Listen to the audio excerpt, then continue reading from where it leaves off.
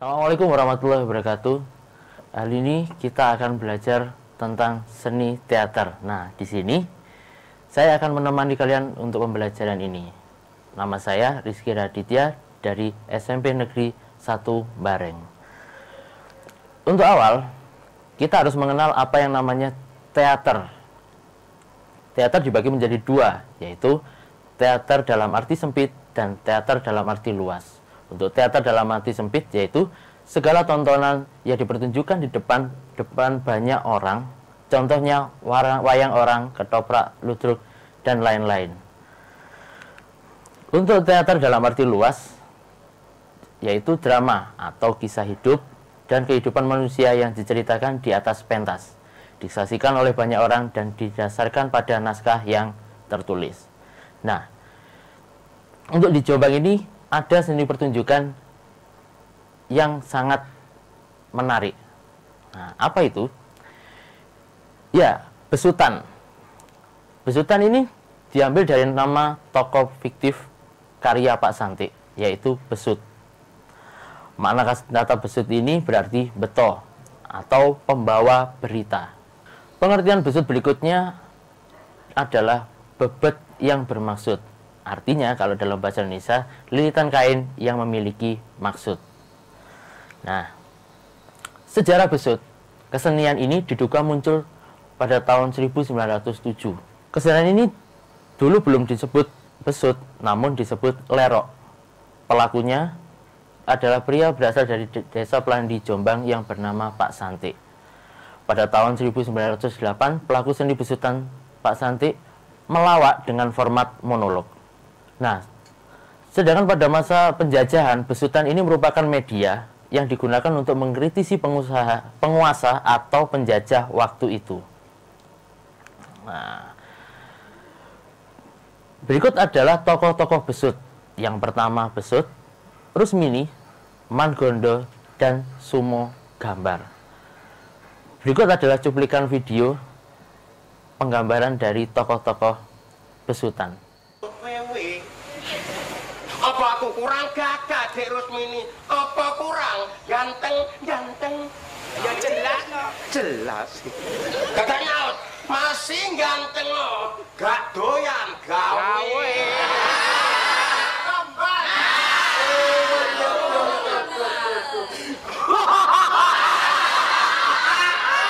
Aku adalah gambare Somo. Aduh, kuali karo sopo, Dek?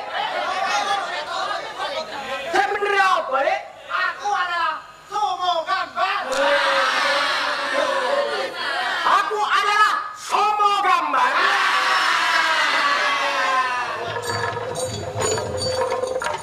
Jamin no, gantengnya aku gini, ayo. Gak Somo. Ya, Dek. Gajah ikon koyo-koyo. Loh, mangkring jorat gak. Pirang dino saya gak ketemu barek jamin. Aduh, tak endo, Dek. Nah, itu tadi video tentang besutan. Materi berikutnya adalah besut. Nah, dalam melakukan besut seringkali digambarkan sebagai pria sederhana dengan dandanan yang tidak terlalu neko-neko. Karena seniman senior ini memerankan Rusmini semasa hidupnya menyebutkan bahwa pakaian besut sangat khas dengan ornamen yang sederhana. Pakemnya memang besut itu pakai topi merah dan ada kunciran warna putih, tidak memakai baju, bawahannya bebetan kain putih dan memakai lawe atau sejenis selendang berwarna merah. Simbol-simbol ini melambangkan keberanian dari besut. Topi merah yang dipakai bebet putih adalah simbol ketulusan. Dan kesan tidak memakai baju menunjukkan jiwanya yang sederhana dan tidak neko-neko. Kita lanjut ke Rusmini. Rusmini ini adalah istri dari besut. Nah, istri dari besut ini yang selalu mendukung besut walaupun banyak cobaan yang datang menerpa. Untuk tokoh selanjutnya yaitu Sumo Gambar. Sumo Gambar ini adalah orang kaya di desa tempat besut tinggal.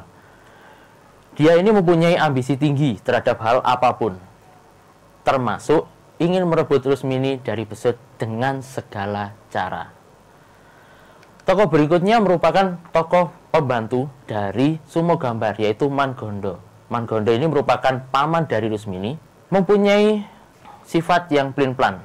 Jadi dia mendukung orang yang bisa menguntungkan dirinya. Pertunjukan Besut pada periode awal itu memasuki arena di tengah pentas menggunakan obor yang belum dinyalakan. Setelah gending kalongan berbunyi, keluar seseorang menyalakan obor. Besutan keluar dengan mata terpejam dan mulutnya tersumbat dengan tembakau atau bahasa Jawanya susur. Nah, berjalan dengan ngesot atau berjalan dengan duduk kedua tangan sebagai penyangga. Gending kalongan masuk irama 2, tanda Besut mulai menari. Tarian selesai, iringan berhenti, lalu obor dimatikan.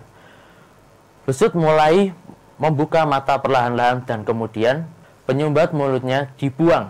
Dilanjutkan hidung bersaut-sautan dengan pengrawit. Hidungan selesai, dialog dengan Paman Gondo Rusmini sesuai dengan cerita.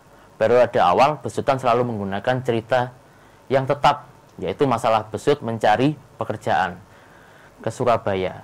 Setelah cerita diwujudkan lewat dialog selesai, berarti selesai pula rangkaian pertunjukan Besutan. Perkembangan Besutan yang menjadi pelaku Besut dianggap sebagai pemimpin. Tokoh ini disebut sebagai Lerok karena bedaknya yang putih, tebal, tidak rata.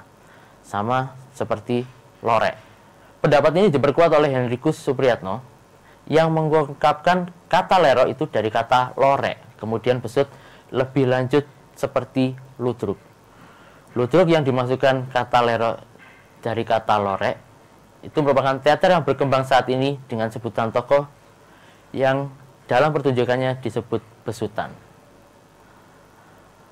Perkembangan selanjutnya tidak lagi mengisahkan Besut, Rusmini, Mangondo, tetapi menampilkan tokoh lain. Tokoh lain semakin menarik, disukai masyarakat, menimbulkan cerita Besutan hilang sama sekali karena gerakan Besut yang kepalanya gila-giluh dan kaki kanannya dihentakkan atau digedruk, maka muncul istilah ludruk. Kini ludruk berkembang pesat, akhirnya istilah ludruk bukan sebagai salah satu tokoh, tapi merupakan bentuk teater rakyat yang berkembang di daerah Jawa Timur. Besutan pada periode sasi 1972 sampai dengan 1991 merupakan periode yang kembali ke bentuk awal dari Besutan. Tidak ada ngremo dan tambahan cerita yang menyimpang dari Besutan. Lawaan tetap ada karena merupakan bagian dari serangkaian Besut yang diwujudkan lewat dialog. Juga gerakan Besut yang bertipe gejul secara rinci teruraikan sebagai berikut. Gending, kalongan, atau dalam bahasa Jawa seperti itu.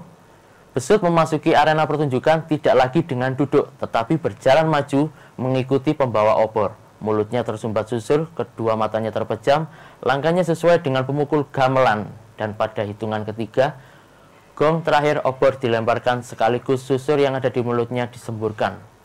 Dilanjut gerakan tari gejuk menuju ke tengah arena. Sampai di tengah duduk sila sembahan. Sembahan selesai lalu berdiri, dilanjutkan menari dengan ragam yang tersusun.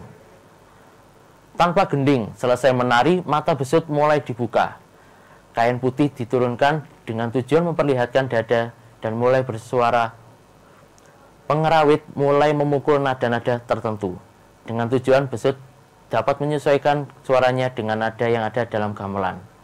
Setelah tahu nadanya, dilanjutkan dengan kidungan pembuka saling menyaut Besut dan pengerawit dan kidungan pos sebagai akan dimulainya gending jula-juli.